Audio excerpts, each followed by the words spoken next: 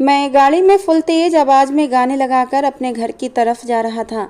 इस समय रात का 1 बज रहा था और ऐसे में रोड बिल्कुल खाली था। मैं तेज रफ्तार से अपनी गाड़ी को भगाता जा रहा था। मुझे किसी चीज़ का भी होश नहीं था।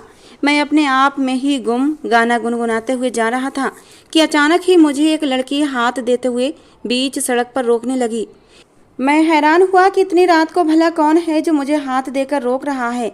रात के 1 बजे सुनसान रोड पर लड़की का क्या काम था। जरूर या तो वो लड़की किसी मुसीबत में थी या फिर कोई बड़ी गड़बड़ होने वाली थी। मुझे कुछ डर भी महसूस हुआ, क्योंकि अक्सर ऐसे हादसे हो जाते हैं कि यूं सुनसान सड़क पर गाड़ी को रोक कर लूट लिया जाता है। और ऐसे कामों में ज़्यादातर लड़कियां ही इस्तेमाल की जाती हैं, क्योंकि लड़कियों को देखकर मर्द हमेशा ही कमज़ोर पड़ जाता है और अपनी गाड़ी को रोककर उसे लिफ्ट देने की कोशिश करता है। जैसे ही लड़की को लिफ्ट देने के लिए गाड़ी को रोका जाता है, आसपास छिपे लड़की के साथी फौरन ही निकल आते हैं और वो गाड़ी वाले को लूट लेते हैं। गाड़ी की हेडलाइट में उसकी रंगत दूध की तरह सफ़ेद चमक रही थी। ब्राउन घने बाल जो कि इस समय खुले हुए थे और हवा से इधर उधर बिखर गए थे। मैंने अपनी गाड़ी फौरन ही रोक दी थी और बाहर निकल आया, जबकि वो लड़की मेरे पास भागकर आई थी। उसके आने का जो अंदाज था मुझे इस बात से आगाह कर चुका था कि वो लड़की देखने में तो बहुत खूबसूरत है, लेकिन दिमागी तौर पर पागल है। मेरा हाथ पकड़ते हुए कहने लगी, भैया भैया मुझे मेरे घर छोड़ दें। देखे ना कितना अंधेरा हो गया है और मुझे अंधेरे से डर लगता है। मुझे अपने घर का रास्ता याद नहीं आ रहा। प्लीज़ भैया मुझे मेरे घर छोड़ दें। उसने मेरा हाथ पकड़ा था कि मेरे पूरे शरीर में एक करंट सा दौड़ गया था। मैं अपने होश तो उस हसीन लड़की को देख कर ही खो बैठा था। मेरी निगाह उसके ऊपर गई तो जैसे हटना भूल गई थी। ऐसी खूबसूरत लड़की, लेकिन दिमागी तौर पर पागल थी। और फिर क्यों सुनसान सड़क पर अकेली घूम रही थी। उसके होंठ गुलाब की पंखुड़ियों की तरह लाल थे, जबकि उसके चेहरे से ऐसा लग रहा था जैसे गुलाल बिखरा हुआ हो। एक पल को मेरा दिल चाहा क्यों ना उस लड़की के गुलाबी गालों को छूकर महसूस करूं, लेकिन मुझ में इतनी हिम्मत नहीं हुई। मैंने उस लड़की की तरफ देखा तो वो मेरी तरफ आंस भरी नज़रों से देख रही थी। वो लगातार मुझसे विनती कर रही थी कि मुझे मेरे घर छोड़ दो। देखो ना कितनी रात हो गई है। ऐसे में मुझे उस बीच सड़क पर लड़की को छोड़ना ठीक भी नहीं लग रहा था, लेकिन अगर मैं उस लड़की को लिफ्ट देता तो यकीनन मैं बहक सकता था।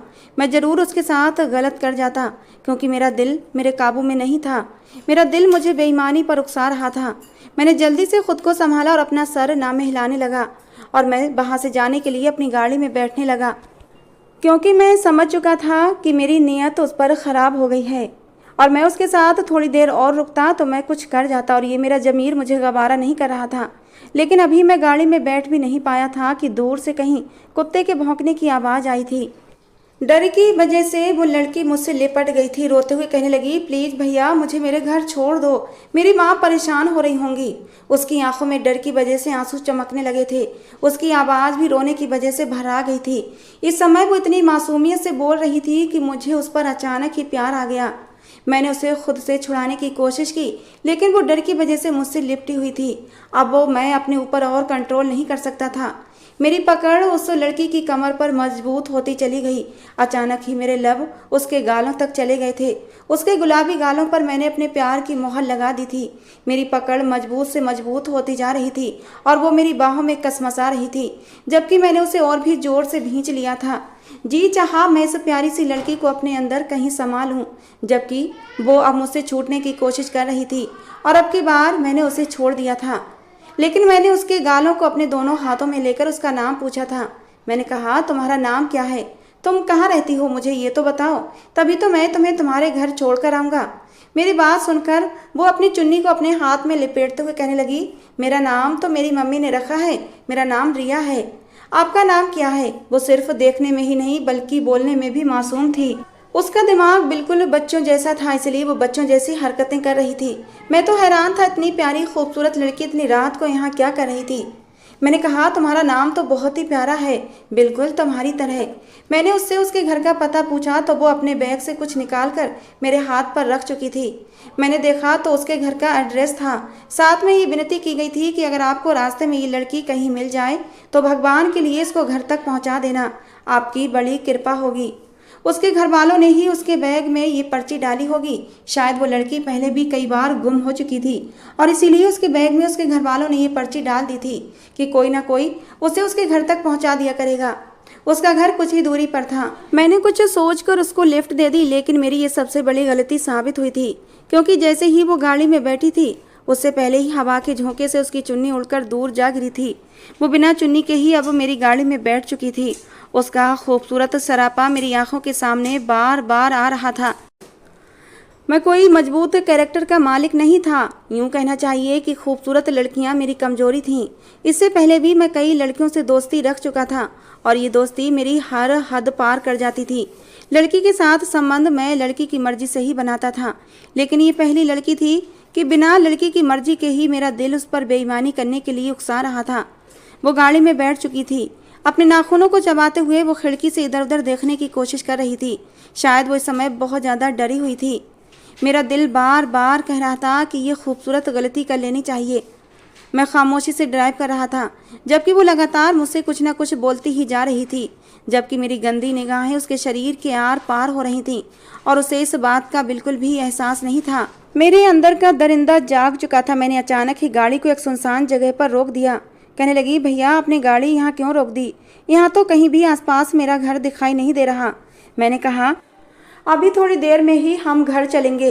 ये कहते हुए मैं गाड़ी की पिछली सीट पर आ गया था। धीरे धीरे मैं उसके करीब होता चला गया और देखते ही देखते मैं उस पर पूरी तरह हावी हो गया था। पहले तो वो कुछ समझ ही नहीं पाई थी, लेकिन जब मैं हद से बढ़ गया तो वो पूरी तरह कांप उठी थी। रोती रही, चिल्लाती रही, मेरे नीचे से निकलने की हर मुमकिन कोशिश करती रही, लेकिन मैंने उसको इस तरह से काबू किया हुआ था कि वो मेरी पकड़ से आज़ाद नहीं हो पा रही थी। वो लगातार एक ही बात कह रही थी, भैया मुझे छोड़ दो, मुझे दर्द हो रहा है, मुझसे बर्दाश्त नहीं हो रहा, मुझे मम्मी के पास जाना है। लेकिन मैंने उसे छोड़ने के लिए लिफ्ट नहीं दी थी।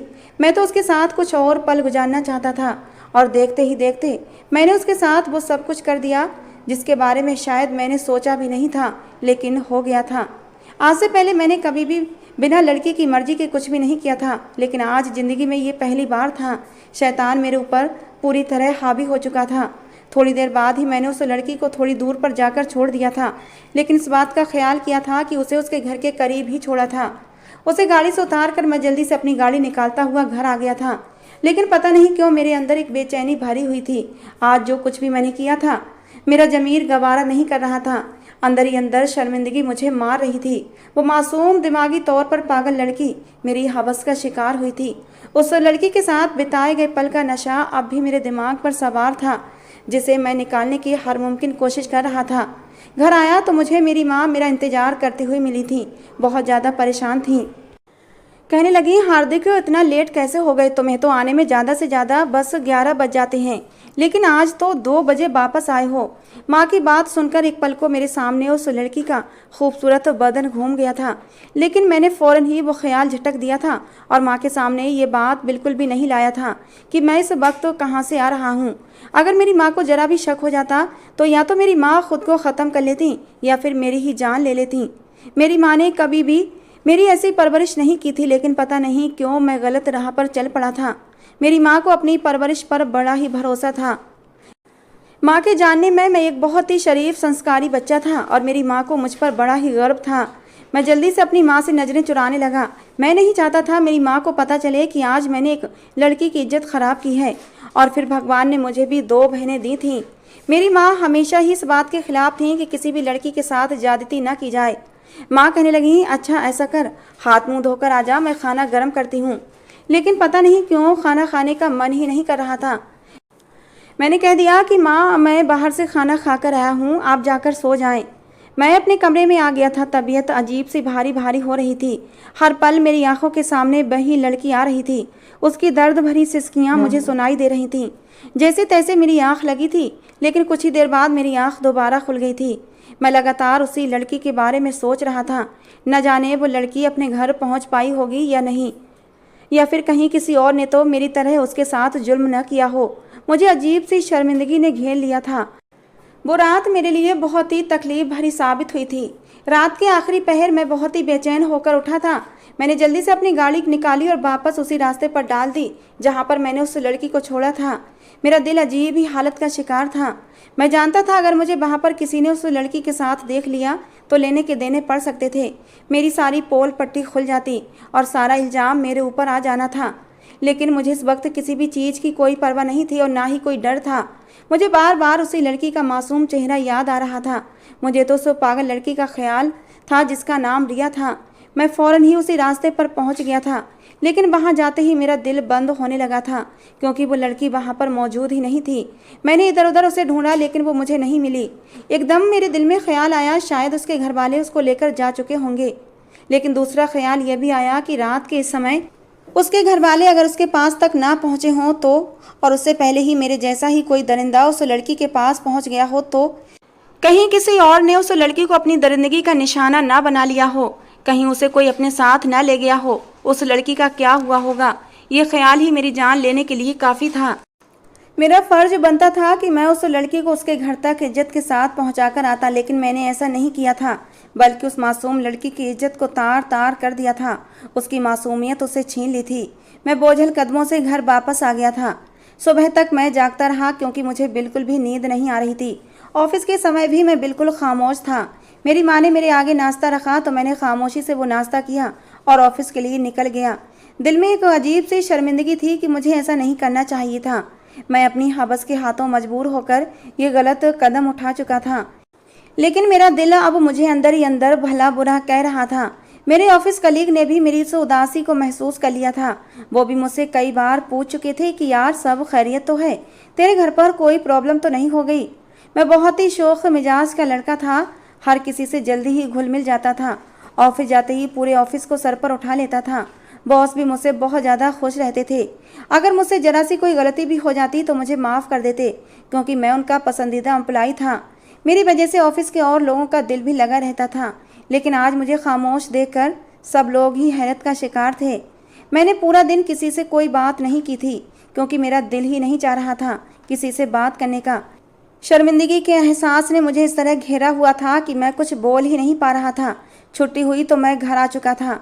मेरी माँ भी बार बार मुझसे यही पूछ रही थी कि हार्दिक सब खैरियत तो है, तू इतना परेशान क्यों है, और आज तू फिर से लेट आया है, कल भी लेट आया था और आज भी इतनी देर कर दी। ऑफिस से छुट्टी तो मेरी 9 बजे हो गई थी, लेकिन मैं घर जाने की हिम्मत ही नहीं जुटा पा रहा था क्योंकि मेरी आंखों के सामने लगातार मेरी बहनों का चेहरा आ रहा था। वो पागल लड़की भी तो किसी की बहन हो सकती थी, किसी की बेटी थी। मुझे ऐसा नहीं करना चाहिए था। मैं एक पार्क में जाकर बैठ गया था। न जाने कितनी देर तक अपना सर हाथों में दिए बैठा रहा था। आते जाते लोग मुझे घूर घूर कर देख रहे थे। थक हार कर जब घर आया तो मेरी माँ का ये सवाल पूछना बनता था। मैंने माँ की तरफ एक नज़र देखा और खामोशी से अपने कमरे में चला गया। कमरे में आने के बाद अचानक ही मैं रो पड़ा था। तकिए में सर देकर मैं घुटी घुटी आवाज़ में रो रहा था। मेरी आंखों से आंसू बह रहे थे। मैंने एक ऐसा पाप किया था जिसकी कोई माफ़ी नहीं थी। मेरी गर्लफ्रेंड निशा का भी कई बार फ़ोन आ चुका था, लेकिन मैंने उसका फ़ोन पिक नहीं किया था। मुझे बार बार रिया का ही ख्याल आ रहा था। कितनी मासूम सी लड़की थी, कैसे मुझे भैया कहकर बात कर रही थी, और मैंने क्या किया, उसकी इज्जत को ही तार तार कर दिया। कैसे चीखते हुए वो मुझसे हाथ जोड़कर कह रही थी, भैया मुझे छोड़ दो, लेकिन मैंने उसकी एक ना सुनी थी। मैं इतना कैसे गिर सकता था। पता नहीं मेरे अंदर इतनी हवस क्यों भर गई थी कि मुझे कुछ भी दिखाई नहीं दे रहा था। मेरी गर्लफ्रेंड निशा मेरे एक इशारे पर मेरे साथ कहीं भी चलने के लिए तैयार हो जाती। फिर मैंने उस लड़की से ही अपनी हवस क्यों बुझाई थी। मेरे ऊपर शैतान सवार क्यों हुआ था।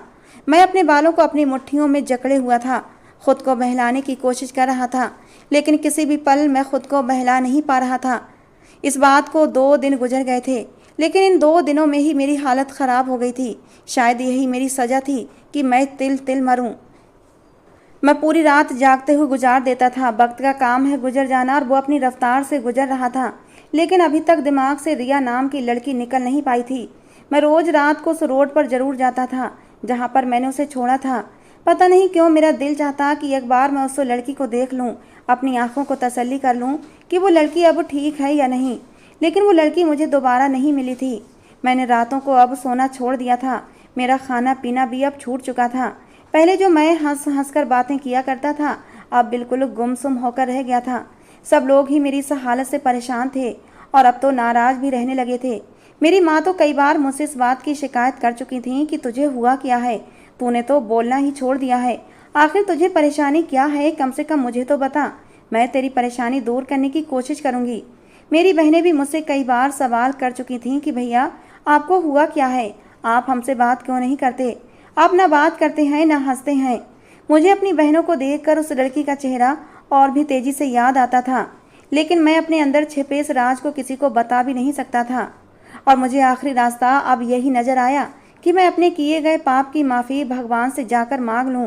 हो सकता है भगवान मुझे माफ़ कर दें तो शायद मेरे दिल को चैन आ जाए। मैं न जाने कितने समय के बाद मंदिर गया था। वहाँ मैंने कितनी देर तक भगवान के सामने खड़े होकर अपने किए गए पाप की माफ़ी मांगी थी। रो रो कर मैंने भगवान से विनती की थी कि हे भगवान, मेरे किए गए पाप को माफ़ कर दे और उस लड़की से मेरी एक मुलाकात करवा दे। मैं उससे भी माफ़ी मांग लूँ तो शायद मेरे बेचैन दिल को सुकून आ जाए। और भगवान को शायद मेरी हालत पर दया आ गई थी।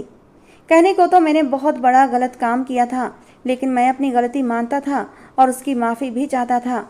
लेकिन इससे पहले मैं उस लड़की को अपनी आंखों के सामने सही सलामत भी देखना चाहता था और उसे अपने सामने बिठाकर अपने पाप की माफ़ी मांगना चाहता था। लेकिन वो लड़की मुझे मिल नहीं रही थी। एक दिन मेरी प्रार्थना स्वीकार हो गई। रात भर उस लड़की के बारे में सोचते सोचते मैं कब नींद में गुम हुआ मुझे पता ही नहीं चला। बहुत दिनों के बाद मुझे सुकून की नींद आई थी। सुबह मेरी आँख खुली तो मैं हैरान था कि मुझे इतनी अच्छी नींद कैसे आ गई और मैं कैसे सो गया। भले मैं दिन भर कितना भी काम करता, लेकिन मुझे रातों को नींद नहीं आती थी। लेकिन आज मैं बहुत हैरान था। खैर, मैंने सारी चीज़ों को अपने बैग में जल्दी जल्दी डाला और ऑफिस के लिए तैयार हो गया। आज मैं बहुत लेट हो चुका था। भले ही मैं ऑफिस में बॉस का पसंदीदा एम्प्लॉय था, लेकिन रेगुलर टाइम से ना आने वाले एम्प्लॉय से बॉस बहुत ज़्यादा नाराज रहते थे। इसलिए मैं जल्दी जल्दी नाश्ता किया और ऑफिस के लिए निकल आया था।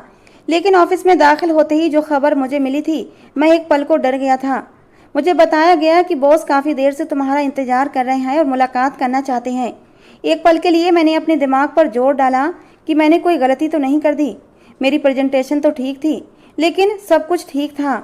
मैंने एक गहरी सांस ली और खुद को हालात के ऊपर छोड़ दिया। मैंने सोचा शायद मेरे देर के आने की वजह से बॉस मुझसे नाराज होंगे और अब मुझे डांट पड़ने वाली थी। मैंने खुद को डांट के लिए तैयार किया। मैं धीरे से बॉस के दरवाजे पर दस्तक दी तो उन्होंने मुझे अंदर आने के लिए कहा। मैंने एक गहरी सांस ली और उनके केबिन में दाखिल हो गया, जबकि वो अपनी कुर्सी पर बैठे हुए काफ़ी परेशान लग रहे थे। मैंने अंदर आते ही उन्हें गुड मॉर्निंग किया और फ़ौरन ही अपनी प्रॉब्लम भी बता दी कि आज मुझे बहुत दिनों बाद सुकून की नींद आई थी, इसीलिए मेरी आंख नहीं खुल पाई। देर से आने के लिए माफ़ी चाहता हूँ, आगे से मैं ख्याल रखूँगा। जबकि उन्होंने मेरी आवाज़ सुनकर झटके से सर उठाया था और मेरी बात पर ना में सिर हिलाते हुए कहने लगे, अरे नहीं हार्दिक, मैंने तुम्हें इसलिए नहीं बुलाया कि तुम लेट हो, बल्कि मैं तुमसे बहुत ज़रूरी बात करना चाहता हूँ। प्लीज़ बैठ जाओ। आज उनके बोलने का अंदाज बहुत ही नरम था। वैसे भी वो मुझसे बहुत ही नरम शब्दों में बात करते थे, लेकिन आज तो उनके बोलने में कुछ अलग ही बात थी। मैंने अपने सर को हैरान नज़रों से देखा था कि आज उन्हें हुआ क्या है और वो मुझसे ऐसी कौन सी बात करना चाहते हैं। मैंने ना समझी की हालत में कुर्सी पर बैठ गया था और बॉस के बोलने का इंतजार करने लगा। थोड़ी देर तक बॉस अपने अंदर बोलने की हिम्मत पैदा करते रहे। फिर कहने लगे, देखो हार्दिक, तुम बहुत अच्छे लड़के हो। मैंने जब से तुम्हें जॉब पर रखा है, मेरे लिए तुम हमेशा ही लकी साबित हुए हो। तुम्हारा कैरेक्टर, तुम्हारे बात करने का अंदाज, तुम्हारा केयरिंगपन मुझे बहुत पसंद है। इसीलिए मैंने कभी भी तुम्हें ना डांटा है और ना ही किसी गलती पर तुम्हें सज़ा दी है। इसका मतलब सिर्फ ये है कि मैं तुम्हें बहुत पसंद करता हूँ और आज मैंने किसी खास मकसद के लिए तुम्हें चुना है। मुझे बॉस की बातें बिल्कुल भी समझ नहीं आ रही थीं, क्योंकि वो कुछ ज़्यादा ही बात को घुमा रहे थे। मैंने बॉस से कहा कि आपको कोई भी बात करने के लिए बात को घुमाने की ज़रूरत नहीं है। सर, आपको जो भी प्रॉब्लम है आप मुझे बता सकते हैं। मैं हर मुमकिन कोशिश करूँगा कि आपकी प्रॉब्लम को हल कर दूँ। उन्होंने एक नज़र मुझे देखा और कहने लगे, देखो हार्दिक, मुझे तुमसे एक बहुत ही ज़रूरी बात करनी है। मुझे पूरा विश्वास है कि तुम मेरी बात को ठुकराओगे नहीं, बल्कि मेरी बात को समझने की कोशिश करोगे। मैंने सर को हाँ में हिलाया और उन्हें बोलने का इशारा किया। उन्होंने मेरी तरफ एक बार फिर देखा और कहने लगे, हार्दिक, मेरी एक बहन है। मैं चाहता हूँ तुम मेरी बहन से कॉन्ट्रैक्ट मैरिज कर लो। मैंने बॉस को हैरान नज़रों से देखा था। मैंने कहा, क्या मतलब कॉन्ट्रैक्ट मैरिज? बॉस कहने लगे, हाँ, मैं चाहता हूँ मेरी बहन के साथ तुम कॉन्ट्रैक्ट मैरिज करो और बाद में जब मैं कहूँ तो तुम उसे छोड़ देना। इस कॉन्ट्रैक्ट मैरिज के पीछे एक बहुत बड़ी वजह है। उसकी उम्र सिर्फ 18 साल है, लेकिन किसी ने उसके साथ जबरदस्ती की है। वो दिमागी तौर पर ठीक नहीं है, लेकिन वो देखने में बिल्कुल ठीक ठाक लगती है। बहुत ही प्यारी सी बहन है मेरी, लेकिन जब से उसके साथ किसी ने जुल्म किया है वो एकदम बीमार सी होकर रह गई है। उसका दिमाग छोटे बच्चों की तरह है। उसका इलाज भी चल रहा है। डॉक्टरों ने उम्मीद भी दिलाई है कि वो ठीक हो सकती है। उसकी हालत भी ठीक होती जा रही है। 5 दिन हो गए हैं और मेरी बहन ने कुछ भी नहीं खाया पिया है। जब से किसी दरिंदे ने उसके साथ जुल्म किया है वो बिस्तर से लग गई है। रातों को चीखें मार मार कर उठ जाती है। 5 दिन में ही मेरी गुलाब जैसी बहन मुरझाकर रह गई है। डॉक्टरों ने कहा है कि अगर इसकी शादी कर दी जाए तो ये अपने साथ हुए जुल्म को भूल सकती है, और इसके अलावा डॉक्टरों को उम्मीद है कि शादी होने के बाद उसका दिमाग नॉर्मल लोगों की तरह हो सकता है। इसीलिए मैं चाहता हूँ कि तुम मेरी बहन से शादी कर लो। तुम ही ये एक ऐसे इंसान हो जिस पर मैं भरोसा कर सकता हूँ। जब मेरी बहन पूरी तरह ठीक हो जाए तो तुम बेशक उसे छोड़ देना। मैं तुम्हें एक अच्छी पोस्ट पर अपने ऑफिस में जगह दे दूंगा। इसके अलावा भी मेरे बहन के हिस्से की जितनी भी प्रॉपर्टी है वो भी तुम्हारे नाम कर दूंगा। बस मेरी बहन को मरने से बचा लो। अगर उसका यही हाल रहा तो वो कुछ ही समय की मेहमान है। मैं अपनी बहन को अपनी आंखों के सामने मरता हुआ नहीं देख सकता। बिल्कुल छोटी सी थी जब मेरे पापा ने मेरी बहन को मेरी गोद में दिया था। मेरे जन्म के 10 साल बाद मेरी बहन पैदा हुई थी। मेरी बहन सिर्फ 1 साल की थी कि पापा को एक लाइलाज बीमारी हो गई। उनके पास ज़्यादा समय नहीं था। उन्होंने मुझसे वादा लिया था कि मेरी बेटी का हमेशा ख्याल रखना, ये अब तुम्हारी जिम्मेदारी है। मैंने उसे हमेशा अपनी बेटी बनाकर पाला है, लेकिन उसके पागलपन का किसी ने फ़ायदा उठाया और उसके साथ जुल्म कर दिया, और अब मैं उसे मरते हुए नहीं देख सकता। मेरे दिमाग में एकदम ही हलचल सी मच गई थी। मैंने अचानक ही बॉस की तरफ देखा और उनसे जल्दी से सवाल किया, आपकी बहन का नाम रिया है? मेरे सवाल पर वो एकदम चौंक गए और सर हाँ में हिलाते हुए कहने लगे, हाँ मेरी बहन का नाम रिया है। लेकिन तुम्हें कैसे पता? जबकि मैंने जल्दी से आंखें बंद करके मन ही मन भगवान को याद किया था और उसका धन्यवाद किया कि उसने मुझे रिया से मिला दिया था। मैंने बॉस की तरफ देखते हुए हाँ में सिर हिलाते हुए शादी की रजामंदी दे दी थी कि मैं रिया से शादी करने के लिए तैयार हूँ।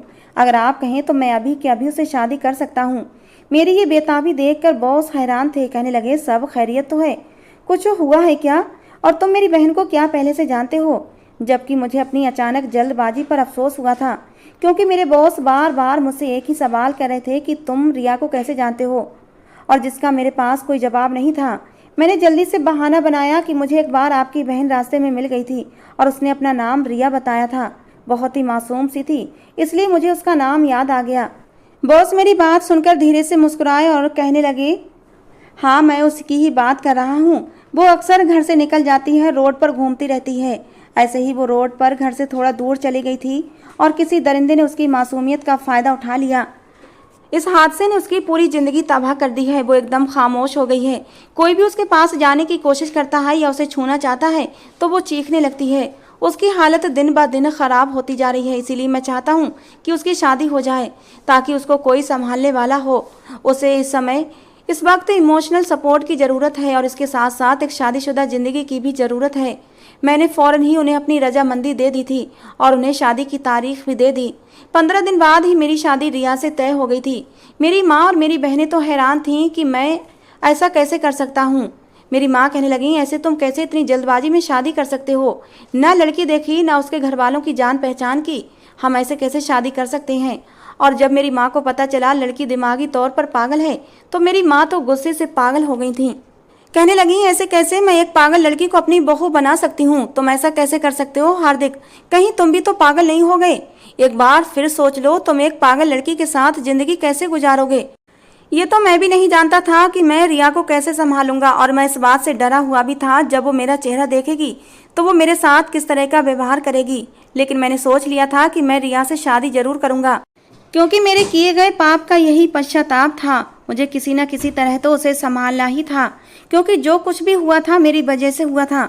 मैंने उस मासूम लड़की की जिंदगी को खराब किया था और अब मुझे ही उसे जिंदगी की तरफ वापस लाना था। 15 दिन पर लगाकर उड़ चुके थे और वो दिन भी आ गया जब रिया मेरी जिंदगी में आने वाली थी। उधर मेरी माँ अब भी शादी के लिए राजी नहीं थी। उन्होंने साफ मना कर दिया कि हार्दिक, मैं तुम्हारी शादी में नहीं जाने वाली।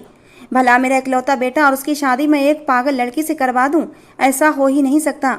लेकिन जब मैंने अपनी माँ को मरने की धमकी दी तो मजबूरन मेरी माँ को मानना पड़ा। हम लोग बारात लेकर अपने बॉस के घर पहुंच चुके थे। सारी रस्में बहुत ही आराम से हो गई थीं, क्योंकि मैंने अपने चेहरे पर सेहरा लगाया हुआ था ताकि रिया मेरा चेहरा न देख पाए। बॉस ने बताया था कि जब से रिया को खबर मिली है कि उसकी शादी होने वाली है, जैसे वो अपने गुड्डे गुड़ियों की शादी करती है, ठीक वैसे ही तब से रिया की हालत थोड़ी थोड़ी सुधरने लगी है। वो अपने साथ किए गए जुल्म को धीरे धीरे भूलने लगी है। मैंने भी रिया को देखा तो उसकी चमकती हुई रंगत धुंधली पड़ चुकी थी। आंखें उसकी सूजी सूजी सी लग रही थीं। रिया की हालत देखकर मुझे एक बार खुद पर फिर से शर्म महसूस हुई थी।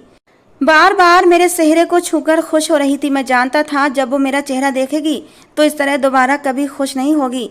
मेरे बॉस ने मेरे आगे हाथ जोड़कर विनती की थी कि मेरी बहन का ख्याल रखना। जाने अनजाने में अगर उससे कोई गलती हो जाए तो उसे माफ़ कर देना।